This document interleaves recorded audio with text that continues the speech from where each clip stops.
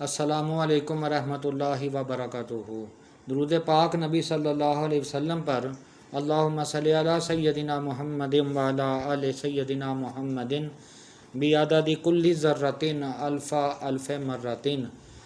आज जिस फल पे मैं बात करूँगा वो है खुबानी। खुबानी एक नहायत मुफीद, खुश जायका और ग़िज़ाइयत से भरपूर फल है जो तिब्बे यूनानी, आयुर्वेदिक और जदीद मेडिकल साइंस में भी कई तिब्बी फ़वाइद के हवाले से मशहूर है।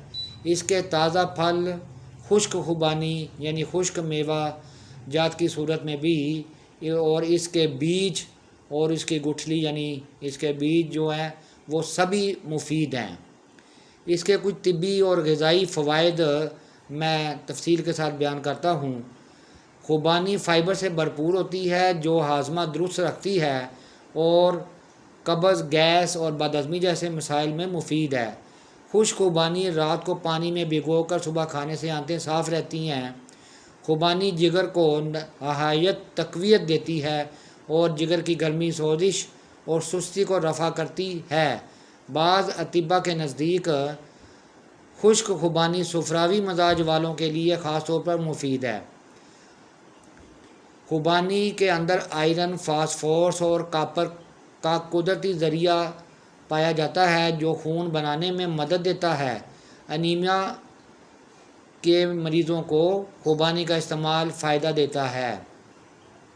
खुबानी में विटामिन ए वाफ़िर मिक़दार में पाया जाता है जो नज़र को तेज़ करता है, शब कोरी को कम करता है और आँखों की खुश्की और ख़ारिश में मदद देता है और इन अमराज से निजात दिलाता है।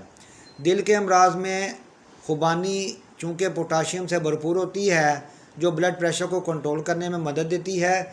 इसमें मौजूद एंटीऑक्सीडेंट्स दिल की शरियानों को साफ़ रखते हैं और दिल की सेहत बेहतर बनाते हैं।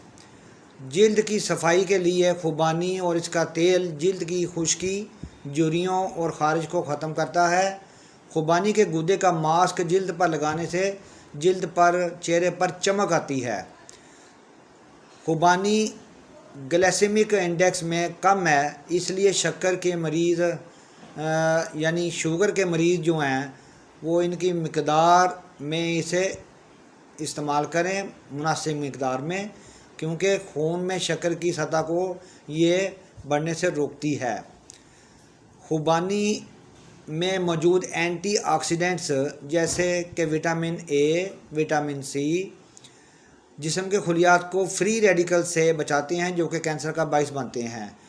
हड्डियों को मजबूत बनाना